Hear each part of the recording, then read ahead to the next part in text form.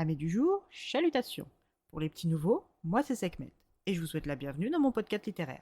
Dans mon émission, je vais tenter 3 fois par semaine de vous donner envie de découvrir des livres de tout poil, récents et moins récents. Alors, si ça vous tente, c'est par ici la suite. Aujourd'hui, je vais vous présenter Rendez-vous sous les flocons de Chloé Duval, publié aux éditions Bookmark. Dans cette courte romance, nous allons partir pour Paris aux côtés de Clémentine Thomas, 27 ans. Clémentine est une jeune femme positive et ce malgré son passé tragique. Sa mère est morte à sa naissance, ce qui a laissé un vide immense, même si elle ne peut pas réellement dire que sa mère lui manque vu qu'elle ne l'a jamais connue. Elle a été élevée par son père qui a joué à la perfection les 2 rôles pour elle. Avec lui, elle a tout appris et s'est beaucoup amusée. Mais comme toutes les bonnes choses ont une fin, la maladie a emporté son pilier en quelques mois il y a quelques années de cela. Depuis lors, elle évolue seule dans la vie. Clémentine a bien une tante ou deux dans le sud de la France, mais aucun lien qui ne dépasse la prise de nouvelles une fois par an. Clémentine ne se plaint pas car elle a appris à apprivoiser sa solitude et à l'apprécier. Dans son petit appartement parisien, elle s'est créé un cocon douillet où les jours où elle ne travaille pas, elle peut passer sa journée à lire accompagnée d'une bonne tasse de thé et d'une assiette de douceur sucrée.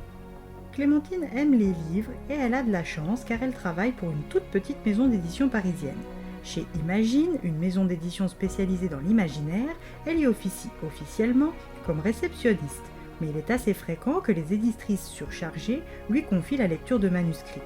Elle adore découvrir des plumes et des univers, et bien que son travail ne soit pas très rémunérateur, elle ne le quitterait pour rien au monde. Chaque matin, elle prend le métro et se rallonge le trajet dans l'unique but de croiser un inconnu qui monte chaque jour un livre à la main. 15 minutes de trajet commun dans la plus grande ignorance l'un de l'autre, mais pour le plaisir des yeux et du romantisme de Clémentine. Aujourd'hui, elle est partie un peu plus tard de chez elle, et en plus, elle est chargée comme une mule. Une grosse citrouille, un sac rempli de décorations d'Halloween, en plus de son sac à main habituel déjà bien chargé. Après avoir tout donné pour attraper sa rame, elle trouve une place assise et même une deuxième pour sa citrouille. Les quelques stations suivantes lui permettent de calmer les battements frénétiques de son cœur de sportif du dimanche, quand celui-ci s'emballe de nouveau, mais pour une toute autre raison que l'effort physique. Son inconnu va monter dans sa rame et elle va pouvoir le zioter discrètement au-dessus de son livre durant les 15 prochaines minutes. Du moins, c'est ce qu'elle aurait fait si un monsieur pas très aimable ne lui avait pas demandé à prendre la place assise qu'occupait son imposant cucurbitacé. En voulant se dépêcher, elle a renversé son sac de décoration et s'est quelque peu donnée en spectacle avant de retrouver sa place avec sa citrouille sur les genoux. Quand elle relève les yeux, persuadée d'être l'objet de moquerie ou de pitié des passagers, elle croise son regard à lui. Il lui sourit et en descendant lui adresse un petit signe de tête.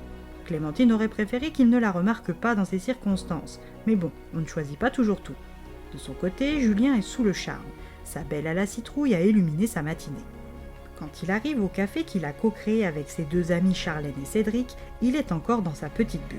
Ce romantique est sûr d'avoir rencontré la fille de ses rêves, celle avec qui il pourrait partager sa vie comme dans les plus belles comédies romantiques qu'il aime. Charlène le taquine un peu, mais connaît bien son idéaliste romantique d'ami, et elle l'encourage à prendre contact avec sa belle inconnue du métro dès qu'il la recroisera. Julien et Clémentine vont encore prendre quelques trajets avant d'oser se parler, mais une fois que le premier pas est fait, leur passion commune pour les livres va les aider à briser leur timidité respective. Leur rencontre est celle que l'on dit écrite dans les étoiles. Alors si vous voulez découvrir comment ils ont fini, je vous encourage à mettre votre nez dans ce petit roman d'hiver.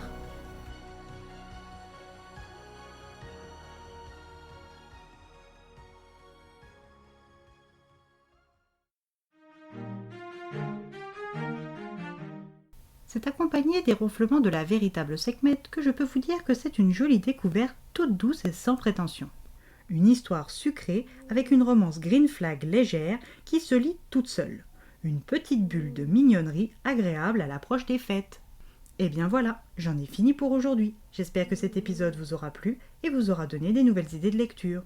Si vous souhaitez découvrir d'autres petits bonbons littéraires tout droit sortis de ma bibliothèque, je vous retrouve le samedi 6 décembre prochain pour un nouvel épisode. Et si d'ici là je vous manque de trop, n'hésitez pas à me rejoindre sur mon compte Instagram @leslecturesdesekhmet. Sur ce, salut les amis et à la prochaine.